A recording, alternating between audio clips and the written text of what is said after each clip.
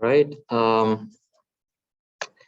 So today we're gonna be covering the mechanics and the programming of various integer programming formulations. On the syllabus, there are links to two files. Both of them are located in the cloud. Both of them are about solving the traveling salesman problem that we discussed last time. And today we're gonna be looking at how can we use programming tools in order to actually solve a problem such as traveling salesman problem. Before we begin, are there any questions regarding what we have covered last time, regarding the dual bounds, the traveling salesman problem? No questions for now. So let me, yep. Yeah, so it's right here on the course course schedule, and there are two links in the textbook section. I have no idea why they are in the textbook section because they are not about textbook. But yeah, you can follow me there, and you can execute the files yourself. Okay. So any other questions? Come, guys. So I was just talking about the links through which you can find the notebooks I will be covering today. So it's in the course schedule section, the Pyomo and Gurobipy links. If you have laptops, you can follow me there. And I was wondering if there are any questions from the last. Okay, no questions. Anyway, so let me remind you first. Okay, so we're gonna be covering today the tools called Pyomo and Gurobipy. They are slightly different tools. I will explain the difference. We will first cover the Pyomo tool and then the Gurobipy. You probably remember from the last time that we had so-called modeling tools and also the solving tools. So Pyomo is one of the modeling tools, meaning that it's a tool that with which you can program or define or explain to the computer your mathematical programming problem, and then this tool will interpret, simplify probably, and then pass to the solver. And the solving tools is one of this. We're gonna be using GLPK today, and also Gurobipy. But the problem of solving the implementation of the algorithm or execution of the algorithm is the second step in a way, and I would like to make it clear from the beginning. So let's take a look at what Pyomo is.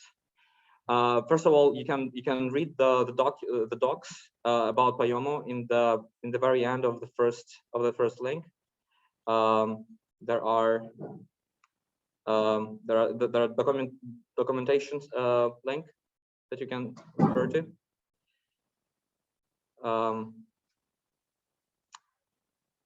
Yeah. So as well as modeling, just like modeling on paper, modeling with the computer tools start with defining a model. Pyomo itself defines just like you can write mathematical formulation in different kind of terms. You can you can write down programming formulations into computer into different versions. These versions are called abstract and concrete versions of the model. An abstract model is a model that uses symbolic parameters in its description, and the complete models is the one that actually uses the numbers. So when you are writing down a problem in this form using symbols like CJ or AIJ, the problem is being written down as in abstract form or in symbolic form, and when you substitute numbers into the model, it becomes a concrete model.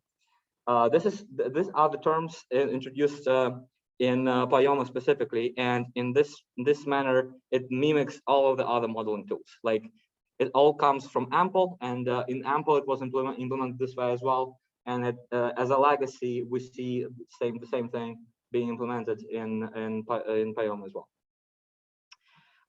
So in order to define an abstract model or a symbolic model, you just need to use the abstract model class in Python.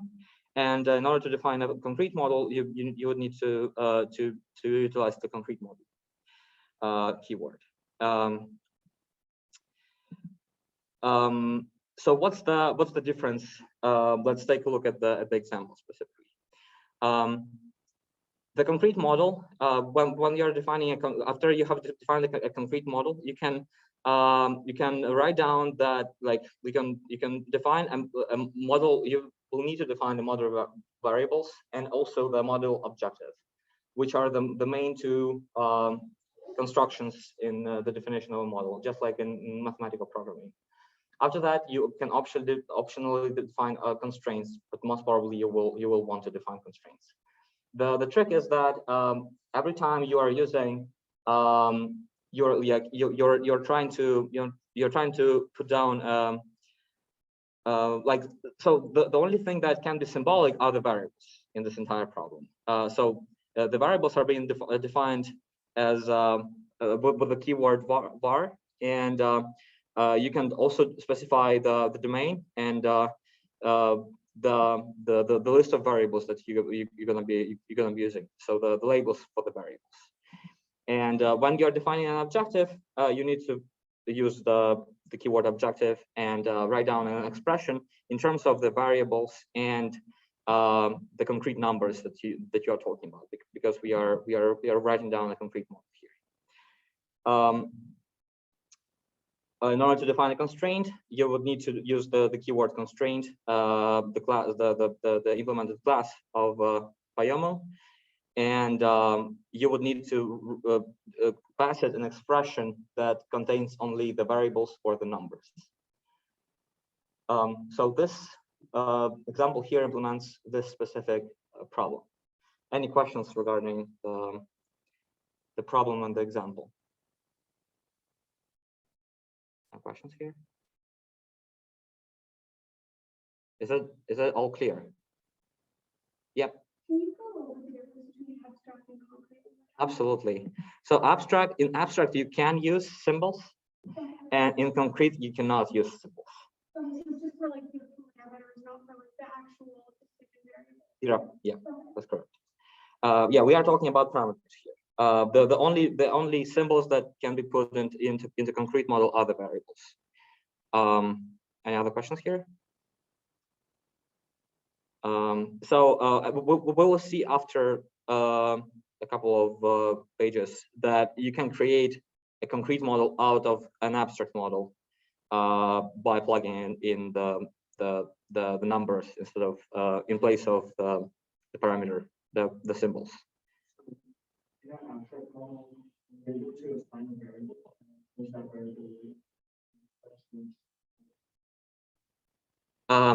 So you are not assigning the values of the variables, because the variables are the axis, right? And when you're writing down a model, you only specify you only might be able to specify the parameters CJ, AIJ, or BI. In this particular example, this is an example of a linear programming model, right? So in this abstract model, this is a very abstract definition of a linear programming model, and you might be able to plug in numbers instead of CJ, AIJ, and BI, but on the stage of modeling, you cannot plug in numbers instead of XJ, because XJ are the unknowns for which you're gonna be solving, right? Okay. Any other questions?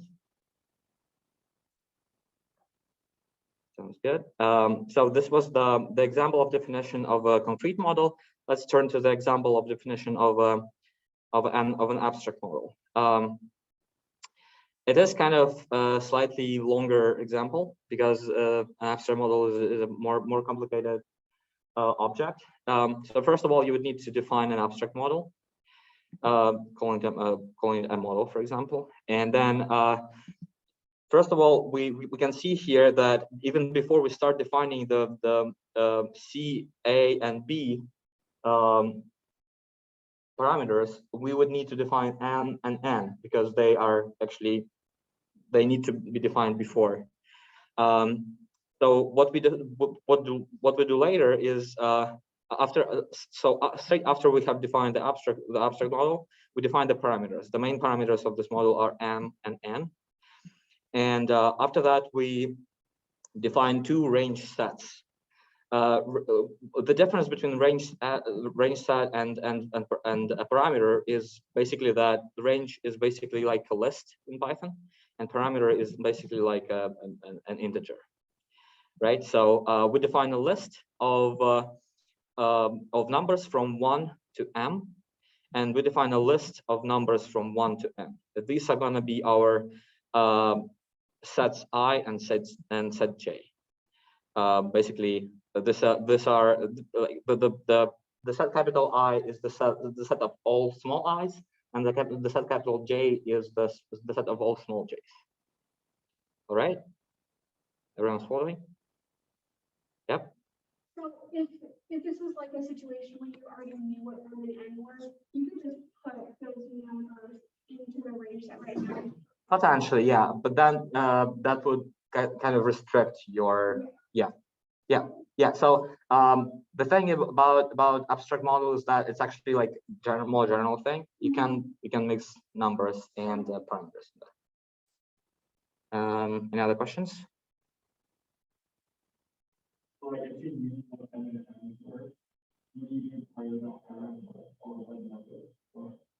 I would like, it's possible to insert here a number essentially. Yeah, and as well as you can range that not from 1. You can range that from whatever. Okay. And then you so after you have defined the sets for capital for i's and the set for j's, you need to define parameters A, B, and C. The parameter A is a matrix, so it's gonna have two range sets in its definition. So we define a parameter, and then we define basically the dimensionality of it. But the dimensionality is being defined through sets, not through numbers. This is done so that you can possibly define matrices and vectors that are parameterized not with numbers, but with like strings or something like that is more meaningful than just number. And after that, after you have defined the matrix A, you define vector B and vector C. Each of them will be of size M and N correspondingly. So any questions about the definition of parameters? No. Okay.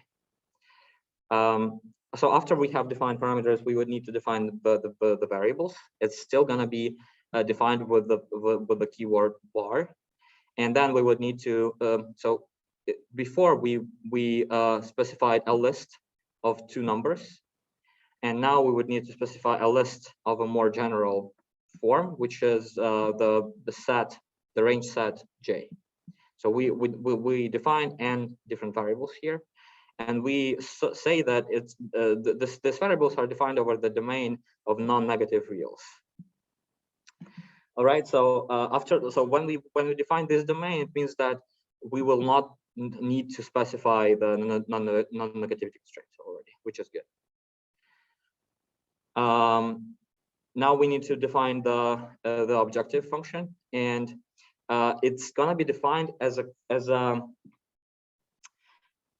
a function that returns a function in a way. So this is going to be the expression, the function that returns an expression. So it's the objective expression that depends on the number m. Like basically any. So eventually we're gonna be using this model m, but for now it can be just general entry. And what it's gonna return is a summation over.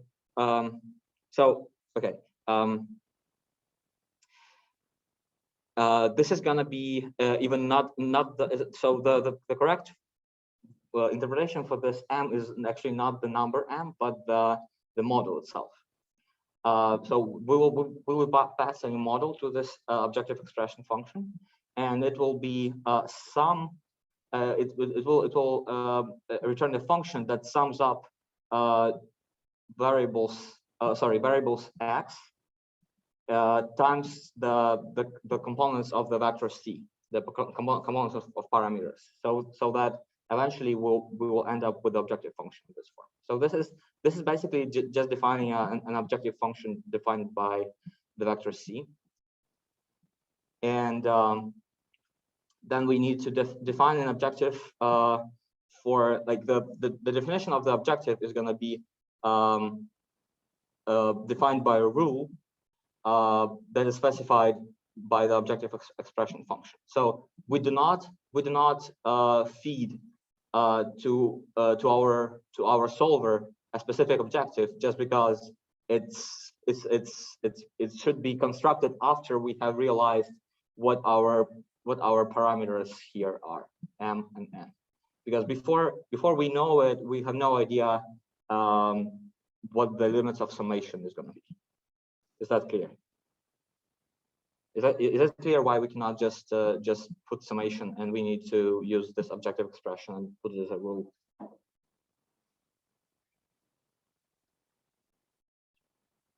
Any questions here, guys? You would need to send me signs. That's good. Awesome. All right. Yeah. So now we need to define the constraints, and they are also defined in the same form. We define it as a function that returns us the constraints. Basically, this is a constraint rule that is defined by the model, and also a parameter I, which is a number.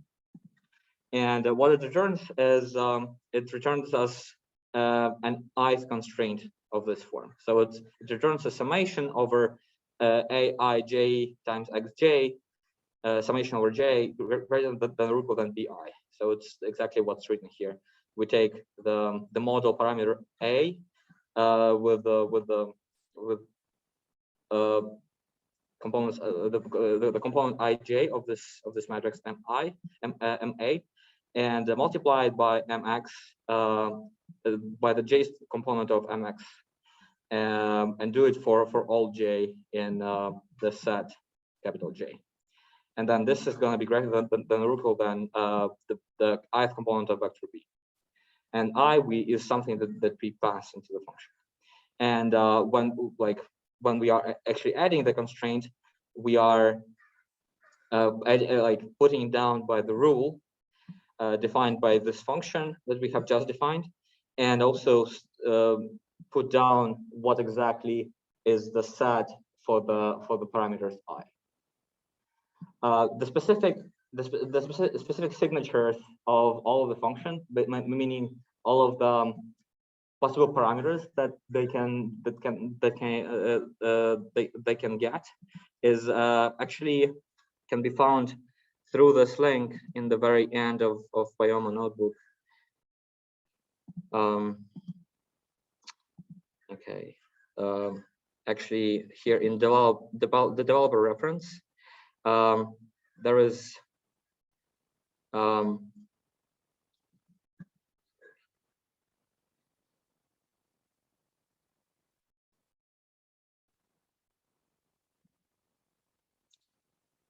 Pyomo. Okay. Let me see.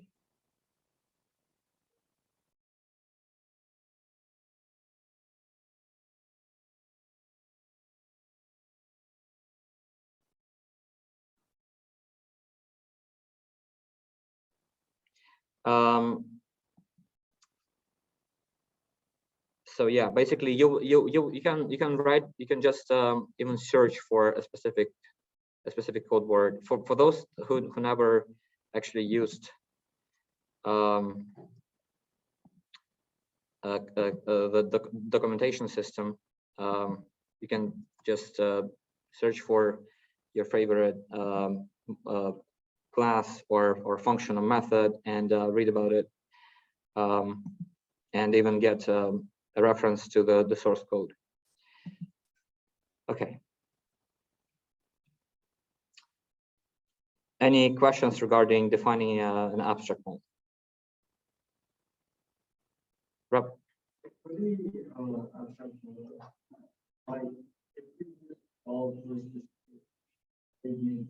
Mm-hmm.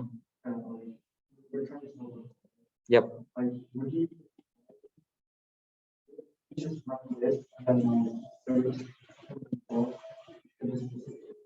Yeah. So this is so once again, do you know the specific ABCs or what exactly?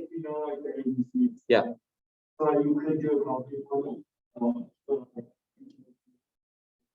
Yeah.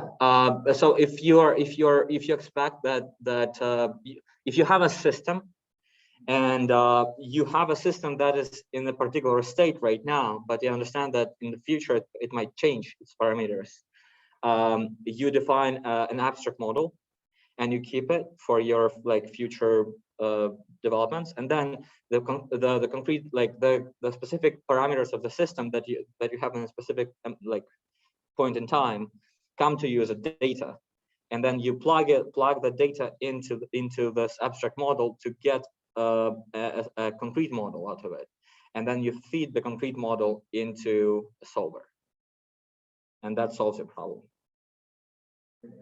Sounds good? Okay. So after you have defined the concrete or the abstract model, you can turn to solving it.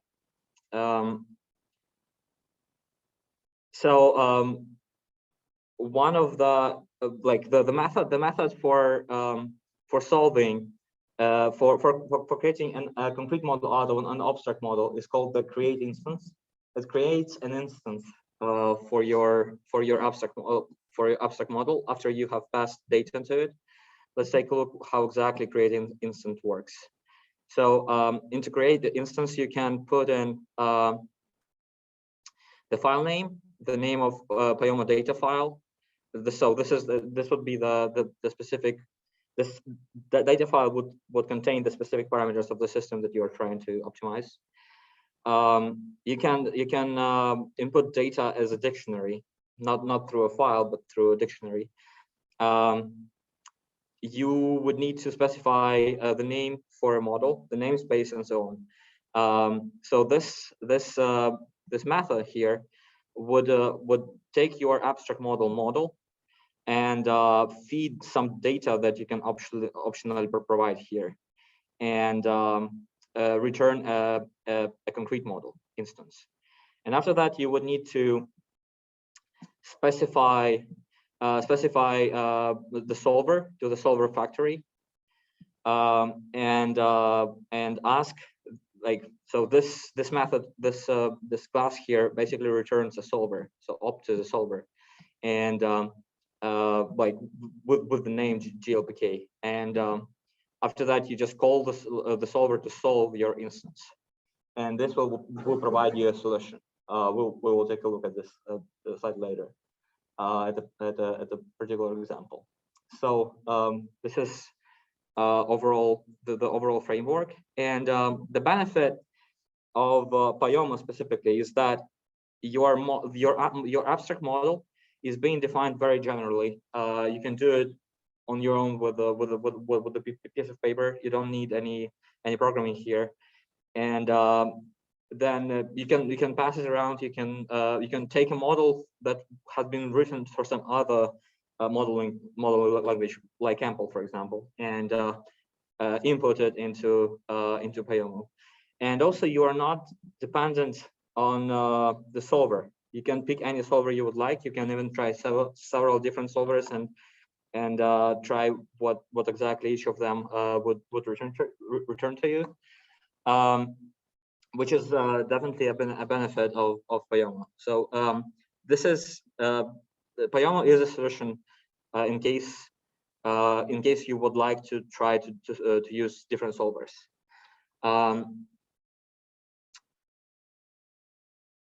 Right. So I would like to draw attention once again to the fact that model, data, and solver are three different entities, and Pyomo is a tool that allows you to kind of look at them separately and utilize them separately. Okay. So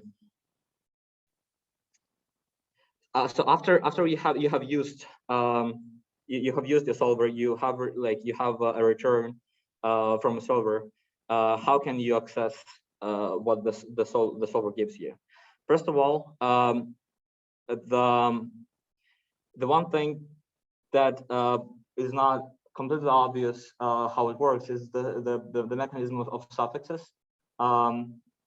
That is coming actually from a very from the very basic AMPL programming language, one of the very first for mathematical modeling.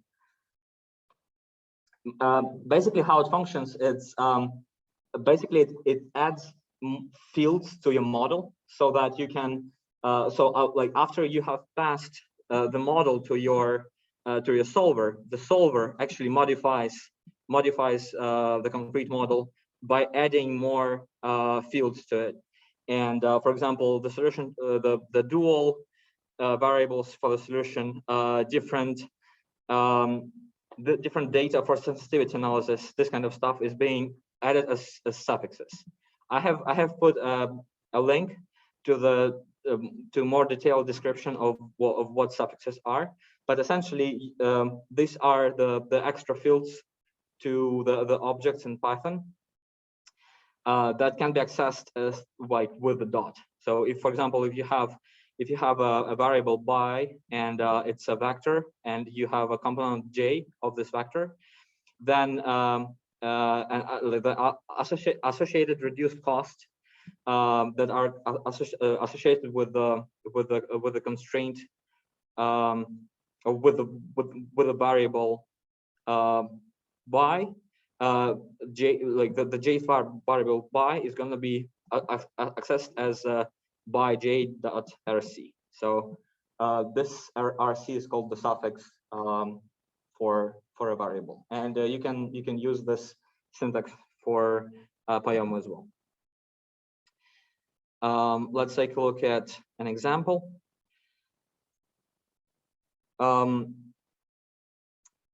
So consider the following.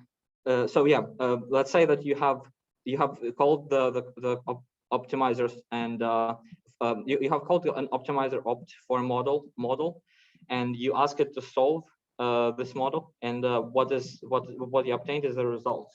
How can you get a particular value?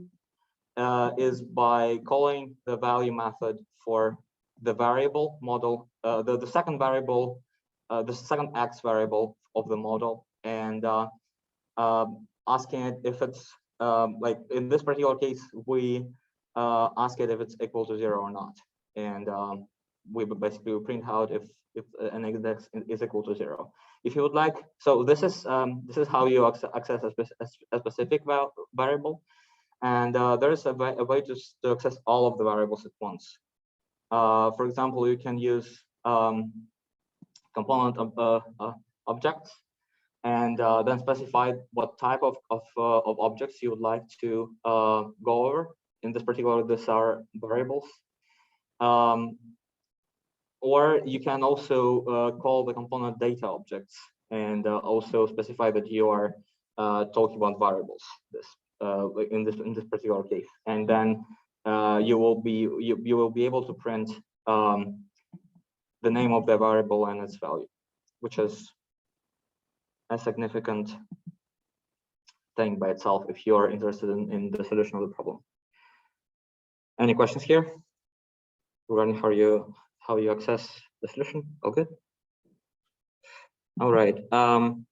So this is the example with Pyomo. And let us now go over the specific example that is solving the TSP problem. Let me enlarge this probably.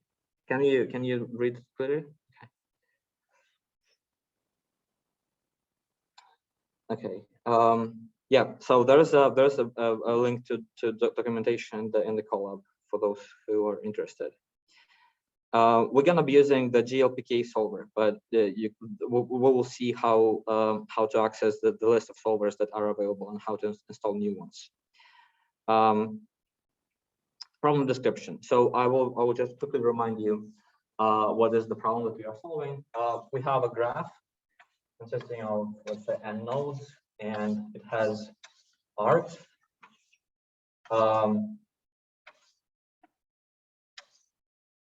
And we are interested, so each arc is assigned to a cost Cij that it will take us to traverse through an arc. And we are interested to actually visit all of the nodes in the graph by minimizing the cost of passing, like the total cost of passing through arcs, and never visiting any node twice. So this is called the traveling salesman problem that we were describing last time. And here's one of the formulations for it. We consider xij as our variable. It's equal to 1 if we are passing through an arc ij, and it's going to be equal to 0 if we are not passing through an arc ij. So meaning that we are specifically going from I to j. When I'm saying arc, I mean the direction.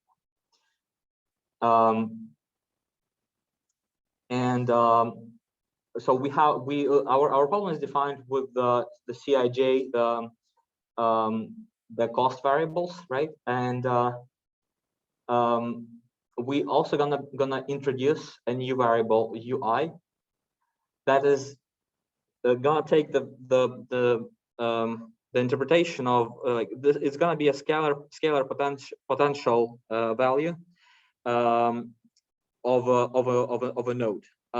Our rule is gonna be so that if our chosen path, if our chosen salesman path is passing through an arc ij, then we say that uj must be greater than ui. You can think about it as we basically have a landscape somewhere in 3D, for example, and the nodes of the graph are actually placed on different height from the ground. And what we are trying to do is to say that we can only go from we are trying to assign the height to different nodes, so that we only ever go from a node that is higher to the node that is lower, so that we kind of descend and then kind of come back. Yeah, this is one of the ways to formalize to eliminate some subtours. If you remember last time, we were considering ways to eliminate. We had this problem that is arising from an assignment kind of relaxation of the problem, and we came up with two different approaches to eliminate the subtours.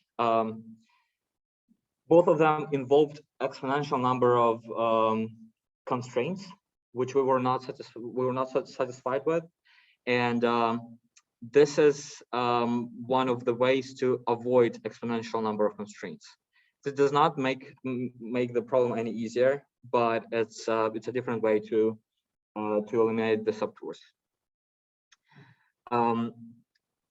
So after we have after we have introduced the variables and the parameters, we can define the problem as a minimization of the total cost of a tour, subject to the constraints that we never come to the same node twice. We visit all of the nodes, meaning that basically the summation over ice of xij is going to be 1, and xji is going to be 1. Then we add this constraint on UI and UJ that is basically enforcing this interpretation of UI as a scalar potential. And we bound UI to be between 0 and n-1. We enforce that xij is actually a binary variable, and we allow UI to be any integer number. So there's some interpretation here.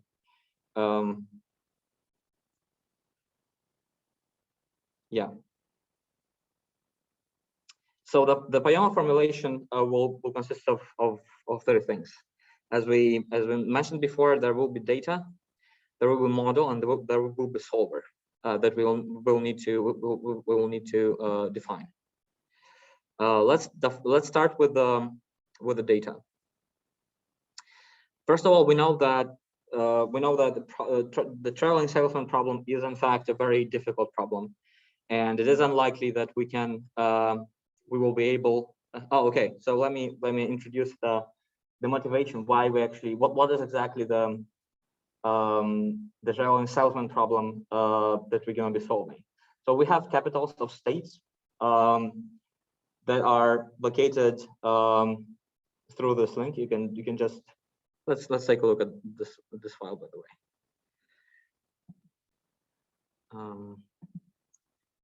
Yeah, so this is the JSON file that contains for each state, Arizona and stuff. Up. Sure. Can you see it? So we have a JSON file that looks like this. We have a marking for the state. We have the name of the state, we have the name of the capital, and we have the latitude and longitude of the location of the capital. And we are interested to go on a road trip, let's say, and we would like to visit all of the capitals of our favorite states. Probably, just probably, Alaska and Hawaii are not our favorite states, so we probably will leave them out. But still, we would like to minimize the time that we actually spend on route and maximize the time that we spend in the cities. We know that summer is short, so we would need to optimize our route across the United States so that we have as much fun as possible. Okay. Now we know that TSP problem is a hard one, so it isn't likely that we will be able to solve it for all of the states that we can possibly want to visit. So let's begin with the maximum number of cities to visit as 6. So we have 6. We're gonna choose 6 cities out of all of the capitals, and we'll try to solve traveling salesman problem for it. So what happens next is we use the URL lib to download and parse the JSON file. Then we create Python variables for the capitals, for coordinates, and also for counting the states or the cities. And then while we are still within the limit of the maximum number of cities, we're gonna be going over the states in the JSON file and parse the specific coordinates into coordinates and city coord variables. So the coordinates is going to be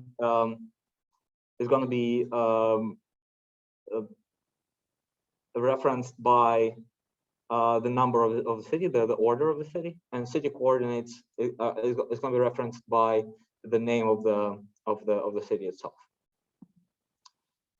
Okay, so after we have parsed the file and we end up with this coordinates and city coordinates table. For now they are just dictionaries. We would need to create a table, so that like between each two cities there is an arc. First of all, our graph is complete, and between each two cities, it's possible to calculate a distance. So our distance is going to be Cij specifically. This leaves us with a matrix of 6x6 in this case, that has Cij on the ij entry. Let's take a look at how to construct this matrix. Basically, we are creating a default dict that has a very large number as its default value, and then we calculate the distance between the two cities as just like as they were just on a flat surface. We just model our globe as a plane, and within the United States, it's not that bad. So after we have calculated the distance of C1 C2 is the same as the distance C2 C1, and it's equal to the square root between the difference, the sum of two squares. Okay. Now how many capitals do we have? We have n capitals is the same as the maximum number of capitals, but just in case. So this is our number of cities, number of nodes in the graph. Now in this form we have everything that we need to know about the graph, because we have all of the CJs. They are put in a table, and we are pretty much we have all of the data about the problem that we might need. Now let's switch to defining the model.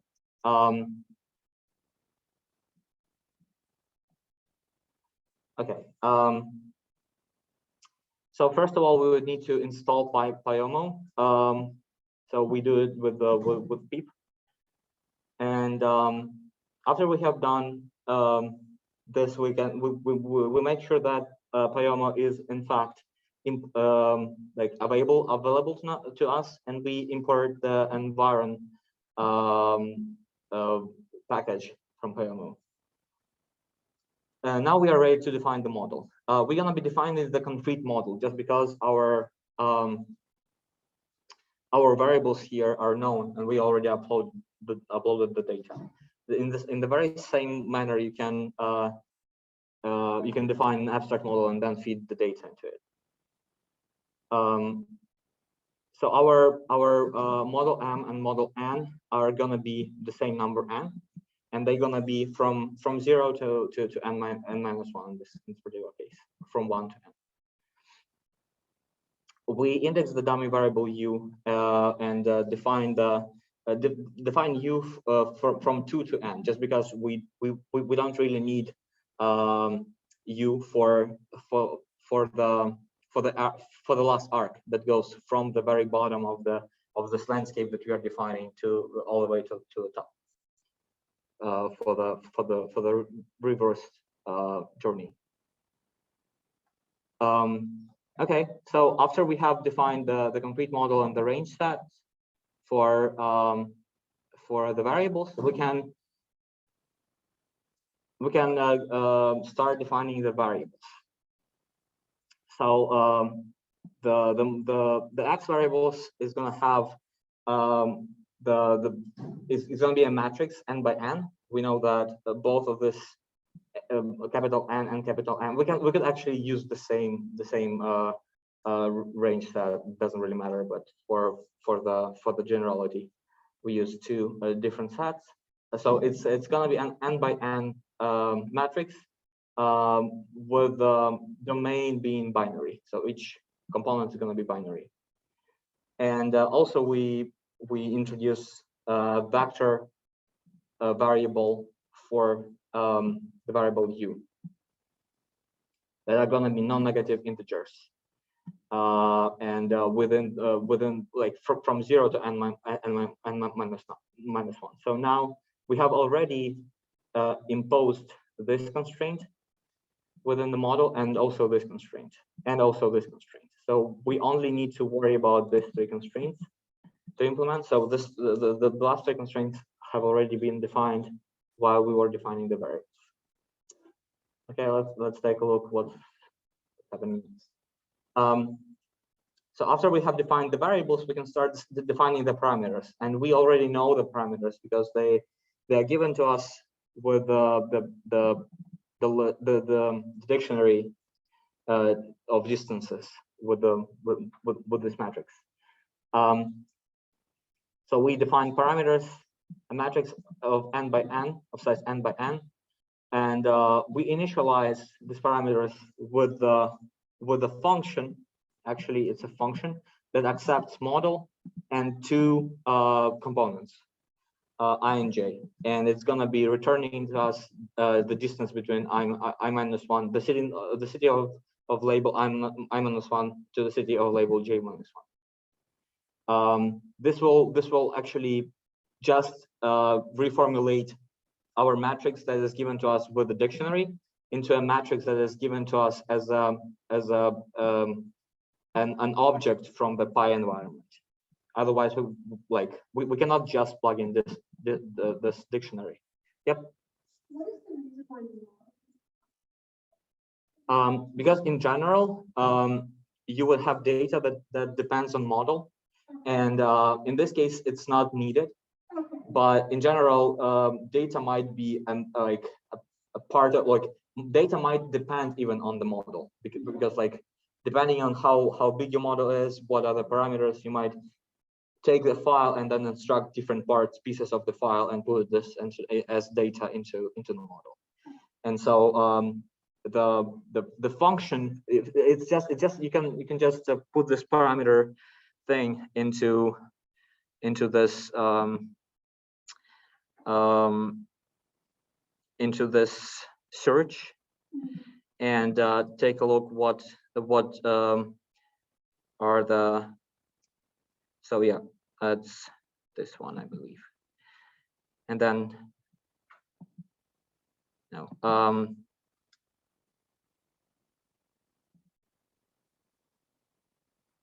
1 second. So basically, this method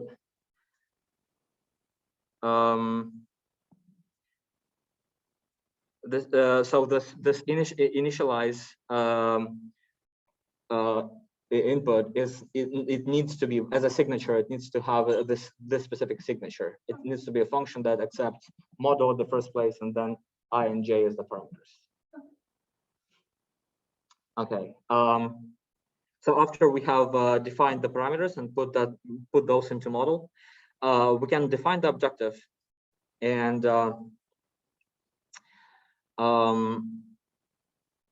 we will need to use the rule just like in the example before, because our objective is gonna actually depend on the exact size of our model. So we define an objective with a rule and with the specific kind of type that is specifying that it's going to be a minimization objective. And the constructor for our objective is called the objective function, the object func, and it's returning as the sum of the model variable times the Cij for I from 1 to n, and for j from 1 to n. You can see that here I'm actually using a Python function, which is like, it's not ideal, but it's possible. I just wanted to show you that it is possible. You remember that in the example, it was using as a bio summation function, which is a better solution in this case, because it might utilize some intrinsic optimization for for an implementation of this summation function. Okay. Any questions regarding like up until now regarding variables, parameters, and the objective? No questions? Okay. So now we're going to be defining the constraints. This constraint is also going to be defined with a constructor function. So it's this one defines a rule for the constraint number one.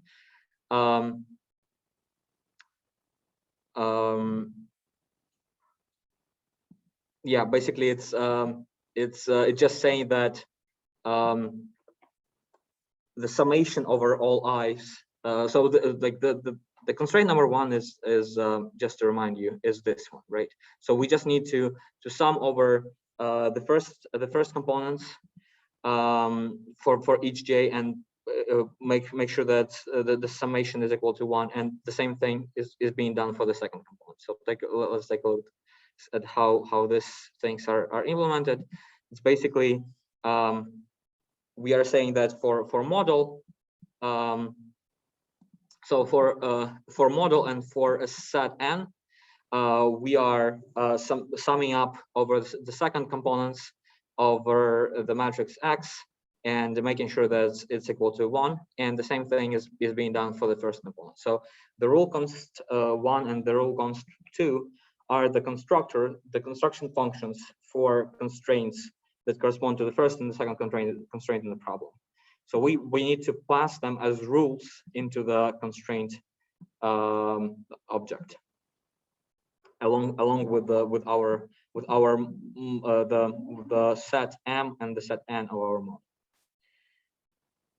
The third rule is the most interesting one, just because it's making sure that we are the rule needs to be defined for all variables of I and j, the components of the rule, basically.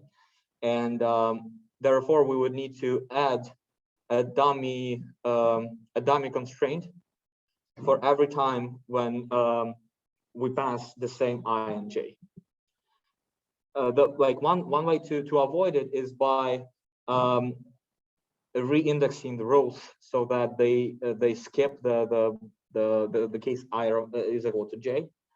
But if you are too lazy to specify another range just for this case, you can just utilize a dummy constraint here.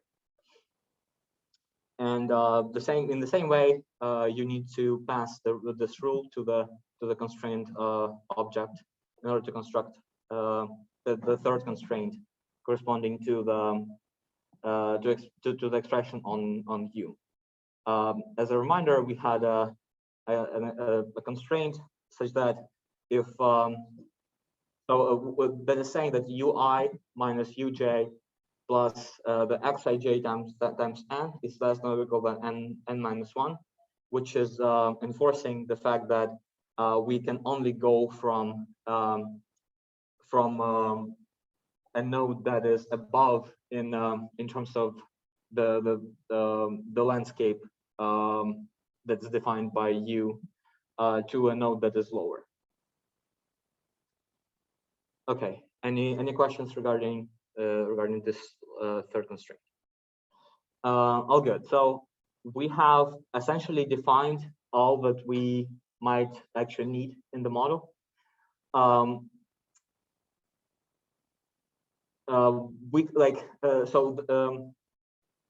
This entire thing has been done to a model that is a concrete model.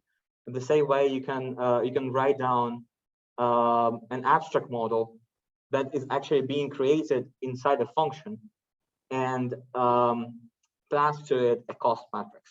So this is basically another way to define an abstract model. So you can define a concrete model inside a function and then use this function as a definition of an abstract model.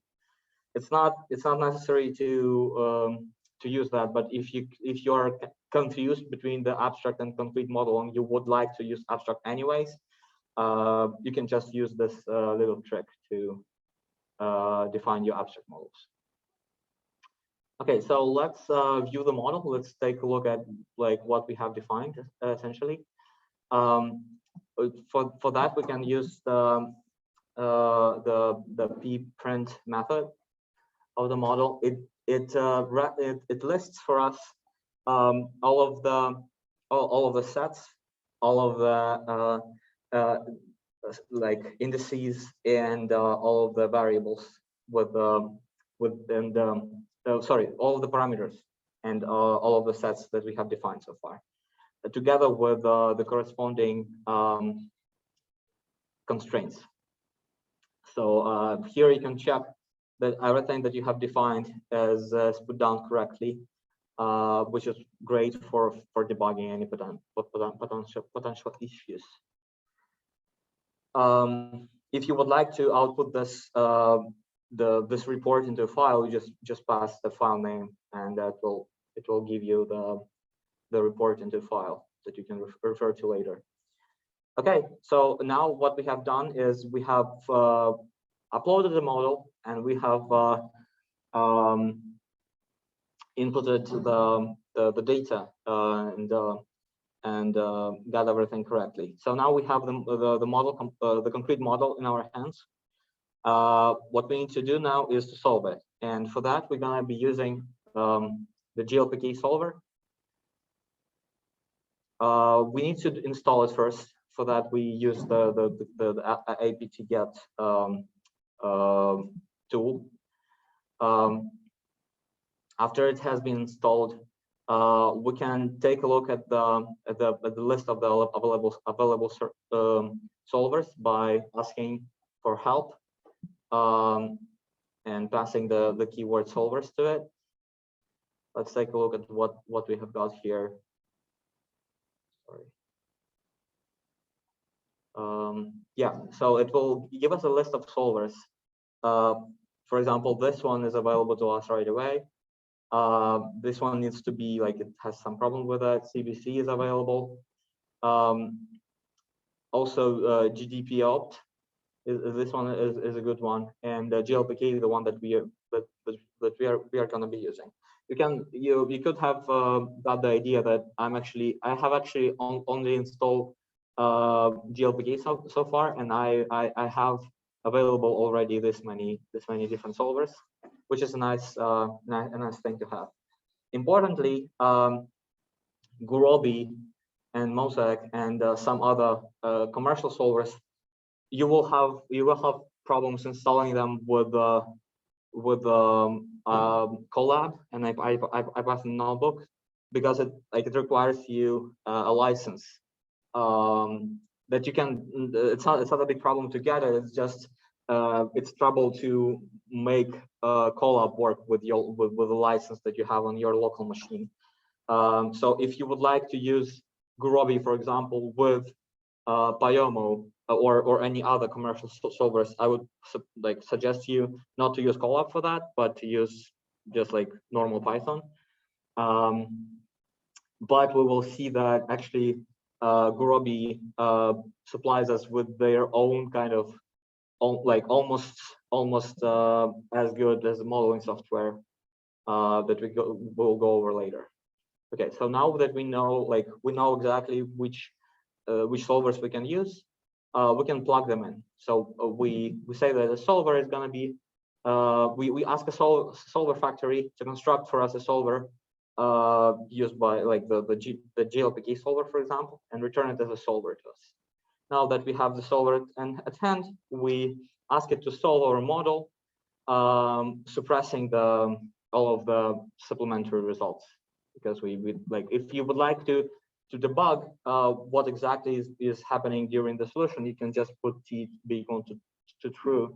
It will give you a full report of what it's doing. So anyway, the result is what we get, and if we try to print it, this is what we will receive in the end. It will tell us the time which it took to obtain the solution, and also some like the lower and the upper bound on the solution value, it has obtained, the number of constraints that it has been solving for, and all of the necessary details like this. You can see that it's not much, but it's the most important information. After we have got these results, we can turn to the analysis, and for that we would need, like, basically what we can do is we can extract those arcs that have the eventual value of the corresponding variable greater than, like basically being equal to 1. But here I'm just saying that I'm interested in those arcs I that has a corresponding value of x being greater than 0.5, and I'm putting them, and I'm putting them as passages from capital S to capital T. So this entire piece of information is being stored in the dictionary passages. After that, if I take a look at passages, I can see that if I'm leaving Denver, then this is the itinerary that I might be interested in making, and then I can, just for fun, I can visualize what exactly is our journey, what exactly it's gonna look like. It's gonna look like something like this. So we completely abandon the northern part and only traverse the southern part of the US in this case. Yeah, we can also analyze the values of U, but they will not give us much more information, just because it was a dummy variable for avoidance of subtours. Here I also put some analysis of the complexity. So now we have solved this problem for n being equal to 6, and the time of the solution was 0.015 seconds. If we grow n, you can do it yourself. The time is gonna be increasing, and it's gonna be increasing exponentially. And already for 30, it's gonna take a very while for you to solve it. And it becomes obvious that we need to do something with it. And one of the ways to try to solve it is by trying different solver. But there's a spoiler alert that actually it's not about the solver specifically. It's about the formulation. And most commonly, if you would like to solve a problem faster, it's not the solver that you would like to improve. It's actually the formulation. So when we're gonna be looking at as a next step, when we're gonna be looking at Gurobipy, the piece of software provided by the developer of a solver, Gurobi, we're gonna be using a different formulation. But before we skip to that, I want to see if there are any questions regarding Pyomo and why it's important, how to use it. No questions here? Sounds good. Okay. So regarding Gurobipy, first of all, here we are. So what's the difference between Pyomo and Gurobipy? Gurobipy is being developed by Gurobi, which is the commercial solver software producer. It has its own API. So Gurobi itself is a solver, and it can be called. You don't really need to use any specific programming language to call it. It's just you can use it. You can just call it from Linux, from Bash, and it will solve problems for you. However, it has a very convenient API for defining problems and for calling this particular solver to solve the problems. Because it's independent, it's not like it does not depend on any other solvers. It doesn't have this abstractions like suffixes. It doesn't have all the legacy with abstract models and complete models.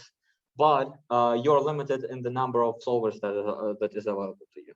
you can only use Gurobipy with Gurobipy. So there's an overview of the API. Let me make it bigger. Okay.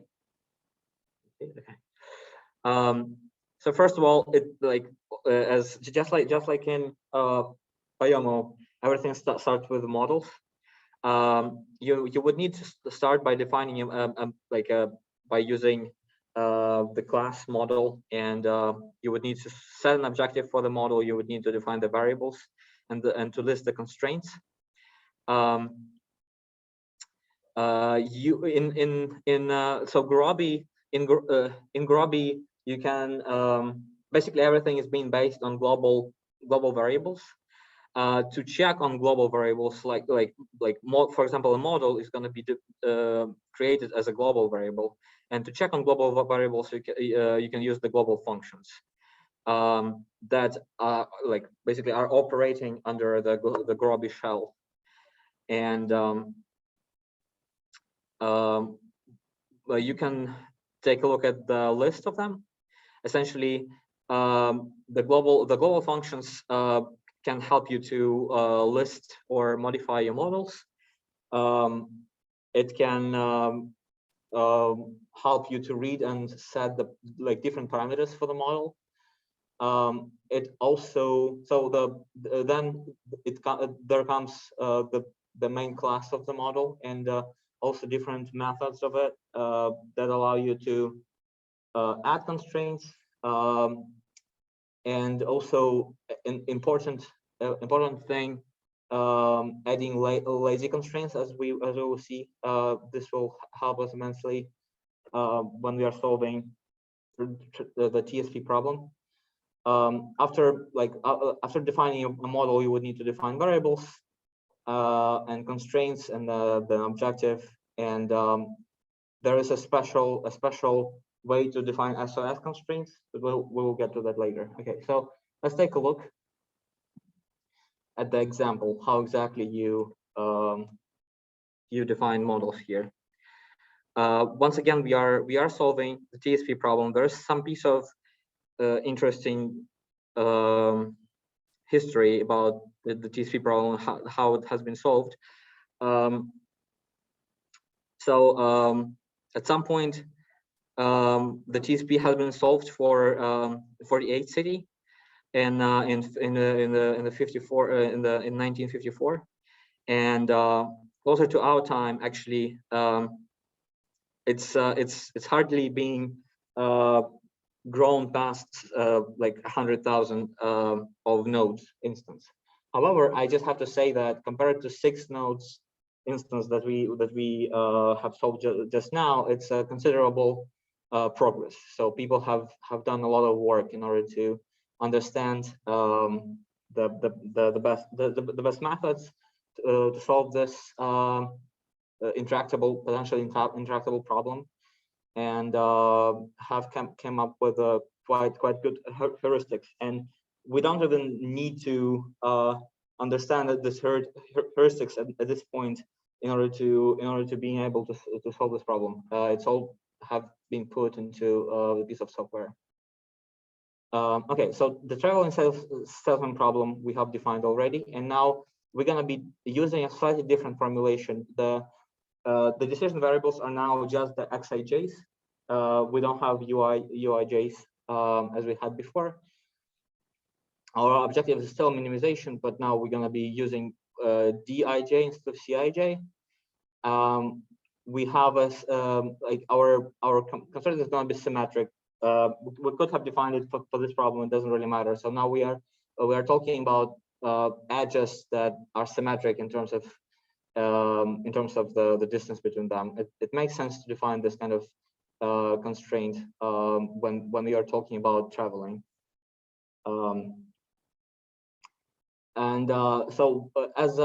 As a subtotal elimination constraint, we're gonna have the constraint of this form that ensures that there is no cycle for any subtour. So for any subset of capitals. so we would like to limit the number of edges within any subset of capitals, um, uh, so that it's not possible to create a cycle within any subset of capitals. So in general, the number of constraints of this form would be very large. So we will need to employ lazy addition of constraints for this problem. So let's take a look at the Python implementation. First of all, we would need to install the Gurobipy, and in this case, this is the only thing that we would need to install, because this already has in itself piece to model the problem and the piece to solve it. The general load of the problem is exactly the same. We just parse the JSON file to retrieve the capital and coordinates. This part is not different just because it doesn't use any like mathematical formulation tool here. So then we have constructed the distance dictionary just like last time, just like in Pyomo, and now we turn to actually defining a model. So after we have retrieved the data, we can define the model. We define a model M as just an example of an instance of a class model. We define variables for the model. Basically we define the name X for the variable. It's being defined not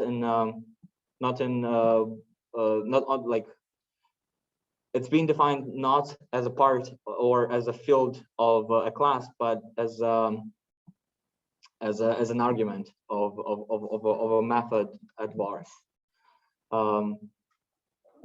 We define an objective to be the distances between the cities, to be defined with the distances, and we are notifying that the distance between cities is in fact symmetric. So our matrix is being symmetric. We also add the constraints on the number of so this corresponds to this constraint that the summation over the pairings between cities must be equal to 2 for any capital. This is part of the initial formulation. So after we have defined all of the constraints that have a few, so we have a few of these constraints in number. We only need to define polynomial number of this. Now we switch to the constraints that have actually exponential number of them. We do not want to define them explicitly. Therefore, we define them as lazy constraints that are going to be added into the problem during its solution. It's related to the question during last lecture about how do we manage the exponential number of constraints. For that, we need to define callback. So we need we are eliminating the subtours with the exponential number of constraints, and our two callbacks are going to be defined by the function subtour lim, basically subtour elimination, and the function subtour. So we are saying that given a tuple of edges and let's say we basically given a tuple of edges, we can say if they form a subtour or not at all. Like if there's a cycle inside this edges, like inside of this path or not. This can be done with this function. This is a purely Python function. There's nothing from Gurobipy here. It's just one by one. Like it's basically like it could be a breadth first search or the depth first search. So its aim is to return to us a list of edges that form the shortest subtour, if such exists. By utilizing this function, we can define a callback that is already it's already related or defined by to us by a Gurobipy signature. We need first of all, we need to make a list of edges that are selected within the solution. This is being done by the callback get solution. Basically, it's getting the solution for all of the variables, the current state of the solution for the problem, and returns us the values. After we have obtained the values, we can retrieve the set of edges, and then call the subtour function out of the set of edges. If our smallest subtour is smaller than the number of capitals, then we would need to add a corresponding subtour elimination constraint that will basically for this specific set of edges. So basically, what is happening here is we have had this second constraint that is defined for a set S. We are having a path that has something like this, and then something like this, right? Like we have two separate cycles inside the graph. We are picking the smallest cycle. In this case, it's here. And for this set of edges, we add a subtour elimination constraint like that, but only for this two. So for our S is, let's say this is not number one, this is number two, this is number 3, 4, 5, and 6. And our S is going to be a set of nodes 2 and 4. And for this specific set of F, set F, we're going to add a subtour elimination constraint that can be written of in this form. So this is called a callback, and it's an extremely useful tool in case you are considering adding an exponential number of constraints into a problem. So this way you might be able to avoid it. So after you have added this callback, you can finally try to solve them all. So now you have the complete model, and first of all, you need to make sure that you let the solver know that you have lazy constraints, so that it doesn't just try to solve the problem right away and uses a method that allows for lazy constraints. And then you ask Gurobipy to optimize. It will be using Gurobi software to optimize, and then you give it the function that defines the lazy constraints. So you optimize a model subject to lazy constraints defined by subtour limit. What it returns to you is a short summary of what it has done to solve the problem. First of all, it's giving you the ranges for objective and for the matrix that it has experienced so far, throughout the solution of the problem. It also gives you some understanding about the resolve time that it has spent, and the variables that it has got. So if, for example, if we had if this number of variables that is continuous was non-zero, we would know that something is going wrong here, and we would need to go back and debug where exactly we mistreated our variables. So this report again can be extremely useful when debugging your model. Then it tells you how many cutting planes and how many nodes of branch and bound it had used. This is a very relevant and important information, but we so far have no idea what cutting planes algorithm is. So for now, we can just ignore this this information. The important thing is that best objective and best bound is actually are actually the same numbers, and the gap is told to be 0%.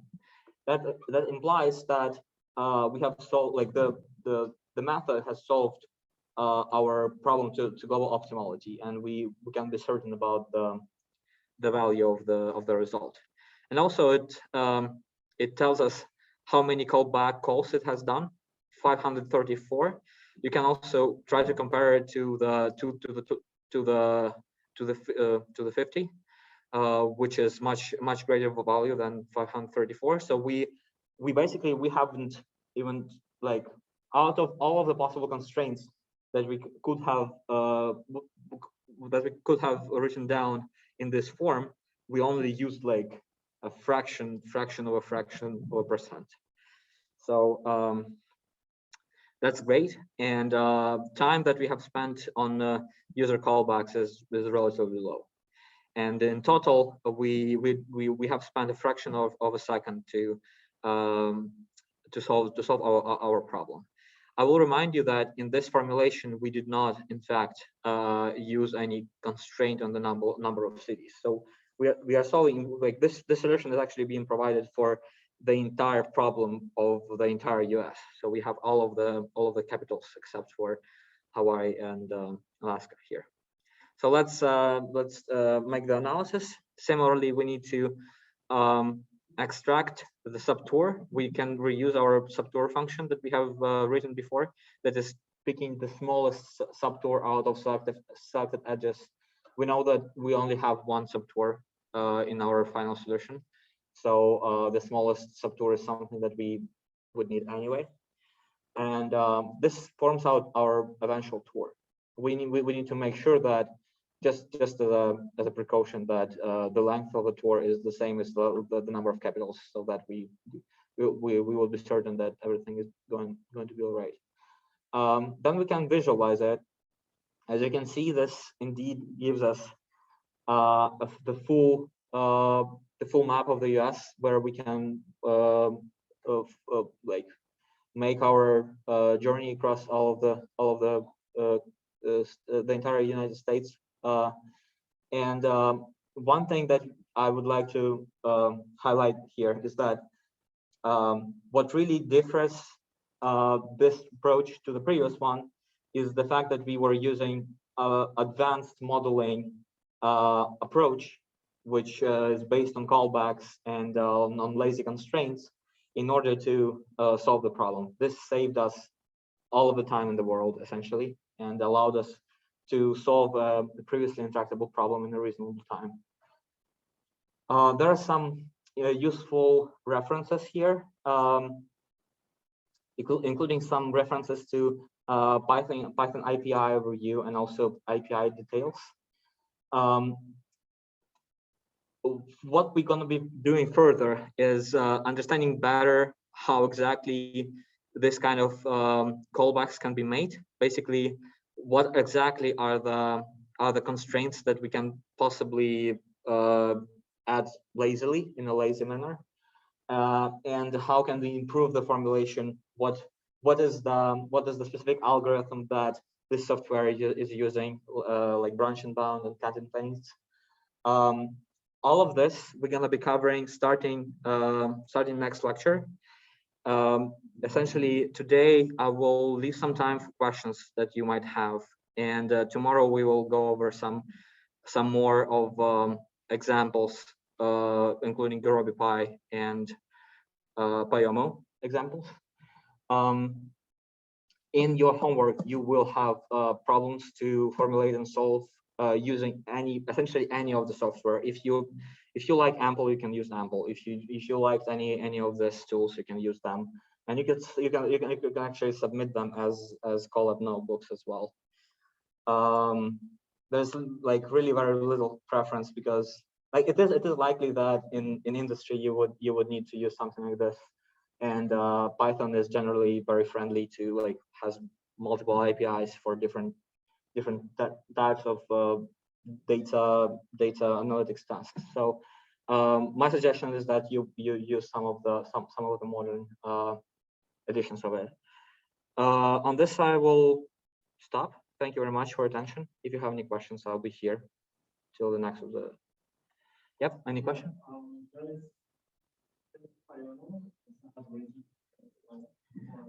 It does. So it's possible to reformulate the same thing with Pyomo. I just haven't tried doing this. I'm pretty sure that it's possible, because I mean you can call Gurobipy and any kind of version of Gurobipy from Pyomo as well. So it's not. It's more like about the user interface and the friendliness. And to be honest, Gurobipy are doing a very good job attracting new users, and they are making sure that they are putting down tutorials and examples about how exactly their software can be used. So there's like I have noticed that there's considerably more of examples regarding Gurobipy, just because it's for-profit organization.